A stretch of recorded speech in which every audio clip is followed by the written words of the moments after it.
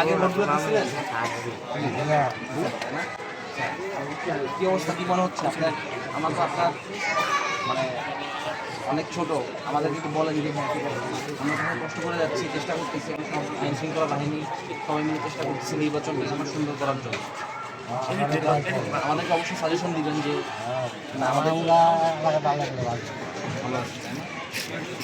কোনো মানে কোনো সমস্যা নাই তো? আপনারা ভোট দিবেন?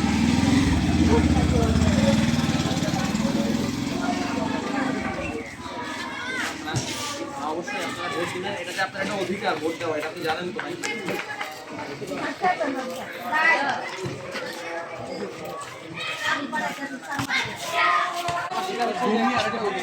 এটা হচ্ছে মহিলা, মানে আমাদের যেটা বলছে এখন হচ্ছে ওই এটা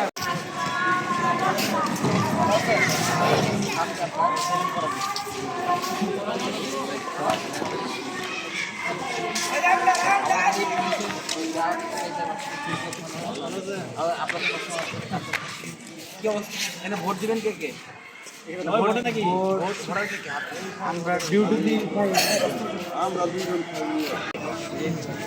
আনন্দভাবে ওনারা আসছে, আমরা আসছি, এবং লোক আসছে, আপনারা যাতে নির্ভয়ে ভোট দিতে পারেন, ঠিক আছে? ভোট যে আপনি দিবেন, এটা আপনার যে অধিকার, এটা জানেন তো? ঠিক আছে, আপনারা একটা হ্যাঁ যাকে ইচ্ছা তাকে ভোট দিবেন, রাইট? আরো কিছু লোক আসছে, আপনারা ভোট দিবেন এবং আপনাদের পরিবারে যারা ভোটার আছে সবাইকে বলবেন যে আপনারা ভোট দিবেন, বুঝে গেছে? আর আপনারা যদি ভোট বা আপনাদের এলাকার আইন শৃঙ্খলা সংক্রান্ত কোনো অবনতি আপনাদের চোখে পড়ে বা আপনাদের মনে হয় যে আমাদের এই যে নির্বাচনকালীন সময় আমরা কোনো কারণে আমাদের নিরাপত্তাহীনতায় ভুগছি, আপনাদেরকে আমরা আমাদের নাম্বার দিয়ে যাচ্ছি কন্ট্রোল রুমের। আপনারা এই যে সবার কাছে আমার নাম্বার দিয়ে দিব, আপনারা আমার সাথে যোগাযোগ করবেন, ইনশাল্লাহ আমরা 24/7 অ্যাভেলেবল থাকবো, বুঝে গেছে? কোনো কিছু নিয়ে আপনাদের টেনশন করার কোনো অবকাশ নাই। ভোট হবে, আপনারা সবাই ভোট দিবেন, ইনশাল্লাহ নিশ্চিন্তে নির্বিঘ্নে আপনারা ভোট দিবেন, ইনশাল্লাহ, বুঝে গেছে?